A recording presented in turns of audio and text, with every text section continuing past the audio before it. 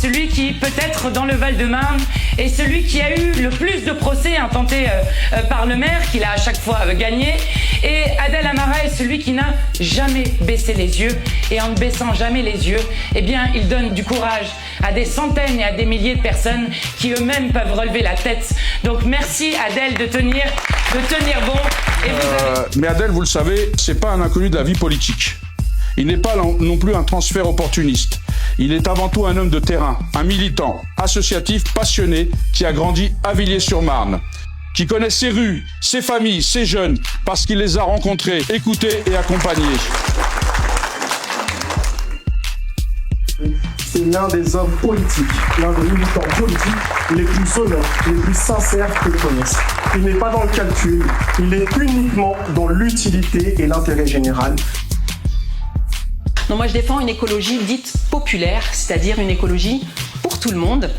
Et je dois dire, je peux témoigner que Adel Amara était l'une des premières personnes politiques à défendre cette écologie populaire. Je ne sais pas si tu te souviens, il y a déjà de très très nombreuses années. À l'époque, on ne parlait pas encore d'écologie populaire. Et vous avez là quelqu'un qui sera non seulement un maire de combat, mais qui réaffirme quelque chose de fondamental en politique. N'en déplaise aux réactionnaires, n'en déplaise aux racistes dans ce pays, n'en déplaise aux barons qui se croient propriétaires des villes, le peuple est de retour en politique et il n'en repartira pas. Quand je serai élu, je lancerai 3 audits. Un audit sur l'attribution des permis de construire. Un audit sur l'attribution de l'eau.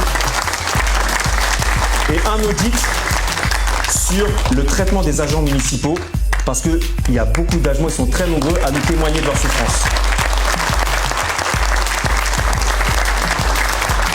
Notre force, c'est une ligne claire, une ligne de rupture. Pas une gauche qui se tait sur le racisme. Pas une gauche qui se tait sur la chasse aux migrants. Pas une gauche qui se tait sur la chasse aux pauvres et aux classes moyennes. Pas une gauche qui se tait sur l'impérialisme. Pas une gauche qui se tait sur la Méditerranée qui devient un cimetière. Et pas une gauche qui se tait sur la Palestine. Le monde se divise en 2 catégories.